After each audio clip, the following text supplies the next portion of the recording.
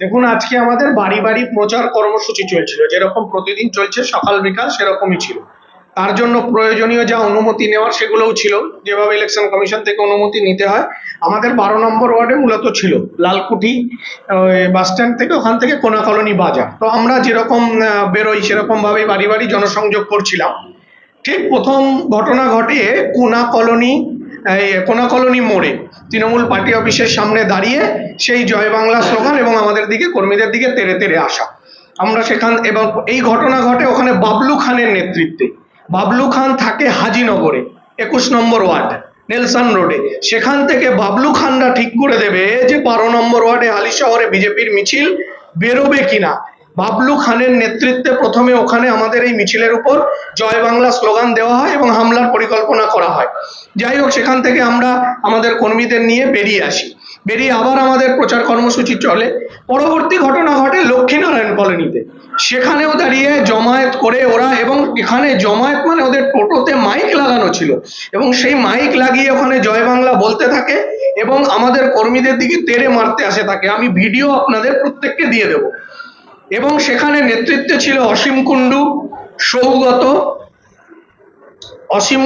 সৌগত এবং টাটু।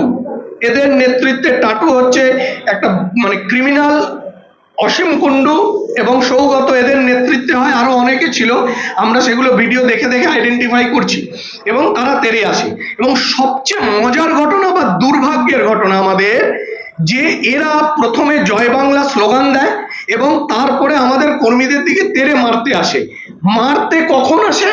প্রথমে জয় বাংলা দূরে দাঁড়িয়ে বলতে থাকে, তেড়ে মারতে আসে তখন যখন সেখানে পুলিশ আসে। মানে প্রথমে তেড়ে মারতে আসে না, প্রথমে দূর থেকে স্লোগান দেয়, তেড়ে মারতে আসে পুলিশ আসার পরে। হালিশহর থানা।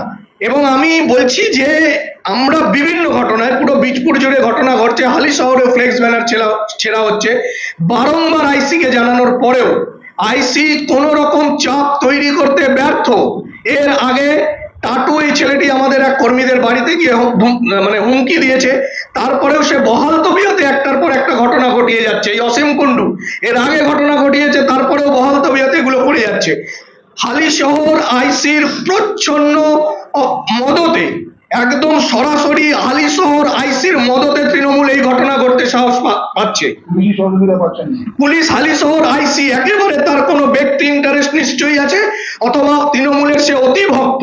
তার কারণ সে আমাদের কর্মীদের বাড়িতে যাচ্ছে, আমাদের যে কর্মীরা বাইরে আছে বা বিজেপিতে আছে তাদের বাড়িতে যাচ্ছে।